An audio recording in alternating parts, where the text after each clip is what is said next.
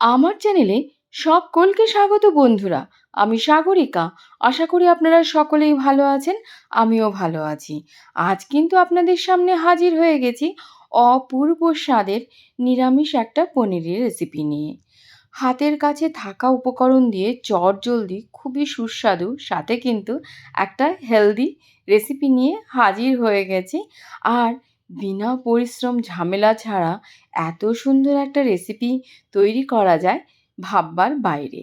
আর বলুন তো, আমাদের গৃহিণীদের সবসময় একটা টেনশন থাকে, বাড়ির বাচ্চা থেকে বয়স্করা নিরামিষ দিনে খাবে কি মেনু দিয়ে। এর থেকে ভালো রেসিপি হতেই পারে না। সকলে একদম খুশিতে মেতে উঠবে। দেখুন, ৩০০ গ্রামের মতন পনির নিয়ে নিয়েছি। জাস্ট এইভাবে মোটা মোটা স্লাইস করে কেটে নিতে হবে। পনিরটা কিন্তু নো ডাউট ফ্রেশ নিতে হবে, তাহলে কিন্তু রেসিপিটা খুবই টেস্টি হয়। তো দেখুন, এইভাবে তারপরে স্লাইস করে কেটে নেওয়ার পর এইভাবে স্কোয়ার শেপে কেটে নিতে হবে এবং মোটা মোটা করেই কাটতে হবে। দুর্দান্ত হয় খেতে, একটু অন্য রকমের হয়। কেউ ভাবতেই পারবে না এত সহজ সরল একটা রেসিপি। দেখুন, এইভাবে একেবারে কেটে নিতে হবে। আর একটা টমেটো নিয়ে নিয়েছি, জাস্ট মিডিয়াম সাইজের। তো এটাকে রাফলি চপ করে নিতে হবে সুন্দর করে। দেখুন, এইভাবে চপ করে নিয়ে নিয়েছি। কোয়ান্টিটি অনুযায়ী আমি ৩০০ গ্রামের জন্য একটা টমেটো নিয়েছি, আপনারা হিসাব করে দিয়ে দেবেন। তো দুধ নিয়ে নিয়েছি শুধু শুধু, পনির কিউব করে কেটে নিয়েছি, টমেটো কাটা, জিরের গুঁড়ো, ধনের গুঁড়ো, ময়দা এবং গোলমরিচ গুঁড়ো, গরম মশলা, কাঁচা লঙ্কা। এই যৎ সামান্য উপকরণ দিয়ে ভাবতে পারবেন কত সুন্দর একটা রান্না হতে চলছে। তবে শুরু করা যাক। গ্যাসের চুলোয় আমি দেখুন কড়াই বসিয়ে দিয়েছি। কড়াইটা গরম হয়ে গেলে পরে আমি এতে কিন্তু রিফাইন অয়েল দিয়ে দেবো। কারণ এই রেসিপিগুলো রিফাইন অয়েল বলুন, ঘি কিংবা বাটারে তৈরি করলে পরে বেশি সুস্বাদু হয়। তেল গরম হয়ে গেছে, এবার যে কিউব করে রাখা পনিরগুলো সেটা কিন্তু দিয়ে দেবো। পনির যখন দেবেন তখন নো ডাউট একটু ফ্লেমটা কম রাখবেন, কারণ খুব কড়া করে লাল লাল করে ভাজবেন না। হালকা করে ভাজতে হবে, ভেতরে পনিরটা কিন্তু সফট থাকতে হবে। তাহলে কিন্তু নো ডাউট টেস্টি হবে খেতে। তো দেখুন, ফ্লেমটার দিকে ধ্যান দিয়ে আলতোভাবে এইভাবে সুন্দর করে উল্টে পাল্টে নেবেন। আর খেয়াল রাখবেন যে পনিরগুলো যেন না ভাঙে। সুন্দর থাকবে দেখতে, কিন্তু রেসিপিটা ততই সুন্দর হবে আর খেতেও কিন্তু খুব মজার হবে। তো তারপরে এইভাবে উল্টে পাল্টে ভালো করে ধীর স্থিরভাবে পনিরগুলোকে কিন্তু ভেজে নিতে হবে। দেখুন, এরকম হালকা লাল হবে, ভাজাটা একটু খেয়াল করুন। তো এইভাবে ভেজে নিতে হবে। এই গ্যাসের ফ্লেমটার দিকে আপনাদের একটু ধ্যান দিতে হবে। পনিরগুলো ভাজা হয়ে গেছে, এবারে কিন্তু একের পর এক তুলে নেব আমি। আরও কিছু পনিরের পিস রয়েছে, সেটাও আমি ভেজে তুলে নিচ্ছি। আপনাদেরকে জাস্ট দেখিয়ে দিচ্ছি। এখানে কিন্তু কোনো লবণ দেব না। দেখুন, ভাজা হয়ে গেছে। আর এটা কিন্তু কোনো ফোড়ন ছাড়া, হলুদ ছাড়া রান্না। যেই তেলের মধ্যে আমি পনিরটা ভেজে নিয়েছি, সেখানে ২ চামচের মতন জিরের গুঁড়ো, ২ চামচের মতন ধনের গুঁড়ো, ১ চামচের মতন আমি দিয়েছি গোলমরিচ গুঁড়ো এবং ১ চামচের মতন গরম মশলা। এবারে একটা যে টমেটো কেটে রেখেছিলাম, কাটা টমেটোও দিয়ে দিয়েছি। এবার ভালো করে মিক্সড করে নেব। ফ্লেমটা নো ডাউট খেয়াল রাখবেন, কারণ অল্প মশলা। এবার আমি এতে কিন্তু 1/2 কাপের মতন জল দিয়ে দেবো।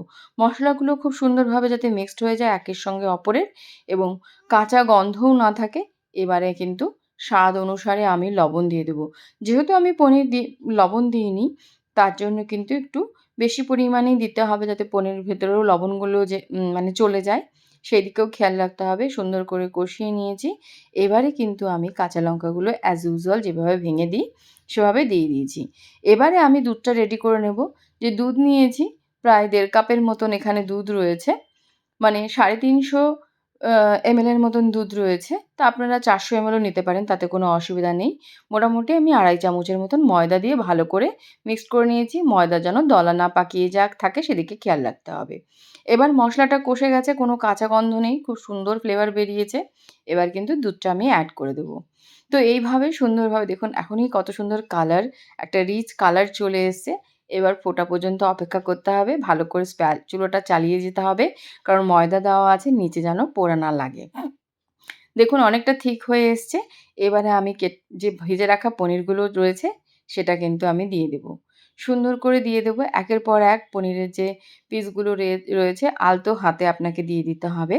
দেখুন, এইভাবে খুবই সুন্দর একটা চটজলদি রেসিপি।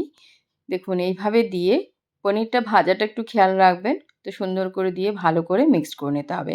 ঢাকা চাপা দেওয়ার দরকার নেই। আপনাকে আলতো হাতে এইভাবে স্প্যাচুলা চালিয়ে যেতে হবে। কারণ ময়দা দেওয়া রয়েছে। আপনাকে গ্রেভিটার দিকেও খেয়াল রাখতে হবে। বেশি থিক হয়ে গেলে নো ডাউট টেস্টি হবে না। একটা মিডিয়াম টাইপের গ্রেভি হবে। এবারে স্বাদ অনুসারে আমি একটু চিনি দিয়ে দিচ্ছি। নো ডাউট সুগারের পেশেন্টরা কিন্তু চিনিটা দেবেন না। তো চিনি না দিলে পরেও এই সমস্ত রেসিপি কিন্তু টেস্টিই হয় খেতে। আর চাইলে একটু সুগার ফ্রি অ্যাড করে দিতে পারেন, নো ডাউট তাতেও কিন্তু টেস্ট হয়ে যায়। তারপরে একটু গরম মশলার গুঁড়ো দিয়ে দিয়েছি। দেখুন, নো ডাউট শাহি গরম মশলা। ১ম এ যে ফোড়নটা দিয়েছিলাম, যখন মশলা দিয়েছিলাম তখন কিন্তু নরমাল গরম মশলা ছিল। আর যখন হয়ে আসবে মানে রেসিপিটা, তখন কিন্তু শাহি গরম মশলাটা দিয়ে দেবেন। ১ চামচের মতন ঘি দিয়েছি। অপূর্ব একটা ফ্লেভার বেরোনো শুরু হয়ে গেছে রেসিপির থেকে। খুবই সুন্দর। এটা কিন্তু একটা অন্য রকমের রেসিপি। দেখুন এইভাবে টগবগ করে ফুটতে হবে। ফ্লেমটার দিকে খেয়াল রাখতে হবে। আর স্প্যাচুলা দিয়ে কিন্তু আপনাকে এইভাবে নাড়াচাড়া করতে হবে। অলরেডি আমি ফ্লেমটা বন্ধ করে দিয়েছি। এই রেসিপি কিন্তু আমার একদম কমপ্লিট হয়ে গেছে। দুর্দান্ত মানে স্বাদের একটা রেসিপি। বিনা ঝামেলায় কোনো পরিশ্রম ছাড়া এত সুন্দর। যদিও নিরামিষটা আমরা খেয়ে থাকি কোনো পুজো পার্বণের সময় কিংবা একটা নির্দিষ্ট আমাদের দিন থাকে সেই দিনে, দেখুন তখন ভীষণ ঝামেলা করতে ইচ্ছা করে না। মনে হয় খুব সুন্দর একটা রেসিপিও হোক আর বিনা পরিশ্রমেও। তো আপনার সামান্য কিছু উপকরণ দিয়ে এত চটজলদি একটা ইউনিক ধরনের রেসিপি হয়ে গেল।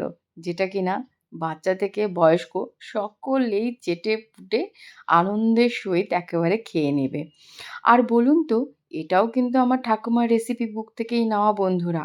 আমার ঠাকুমাকে দেখতাম তখন মগজ, কাজু, কিশমিশ এইসব বেটেবুটে রেসিপি খুবই কম করতে দেখতাম। হয় একটু আটা মিলিয়ে দিত, নয় একটু ময়দা, নয় একটু চালের গুঁড়ো।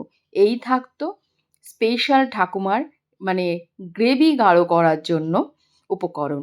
তো কত চটজলদি এবং কত সহজ একটা রেসিপি, যেটা হেলদি সাথে টেস্টিও। আর একঘেয়েমি বলুন তো, মাছ মাংস খেয়ে খেয়ে অনেক সময় মাছ মাংস দেখে বড্ড বিরক্তিকর লাগে। তখন যদি এই রেসিপিগুলো করা যায়, নো ডাউট একদম প্রাণ জুড়িয়ে যায়। আর সবচেয়ে বড় কথা, আপনি পোলাও করুন, গরম ভাত বলুন, পরোটা বলুন, নান বলুন, লুচি বলুন, সব কিছুর সঙ্গে কিন্তু অনায়াসে খুব সুন্দর এই পনিরের রেসিপিটা যাবে। যাই হোক, রেসিপির নাম বলতে পারবো না, তবে অপূর্ব স্বাদের আমার ঠাকুমার একটা ইউনিক রেসিপি, সেটাই আপনাদের শেয়ার করলাম। কাইন্ডলি আপনারা একটু কমেন্টও করুন আর আমাকে সাবস্ক্রাইবও করুন। ভিডিওটি দেখার জন্য সকলকে অসংখ্য অসংখ্য ধন্যবাদ। যদি আমার চ্যানেলটিকে ভালো লেগে থাকে, অবশ্যই লাইক, শেয়ার, সাবস্ক্রাইব করে চ্যানেলের সাথে থাকুন, পাশে থাকুন। তবেই ভাববো আর আপনাদের এই রেসিপিগুলো ভালো লাগাটাই হচ্ছে আমার ভালো লাগা। আর আপনারা একটু কমেন্ট করলে পরে বলুন তো কি এনকারেজিং ব্যাপারটাও কিন্তু চলে আসে। যাই হোক, আপনারা প্লিজ একটু কমেন্ট করলে আমার মনোবলটা বাড়বে। আর আমি কিন্তু আপনাদের সামনে এইভাবেই হাজির হতে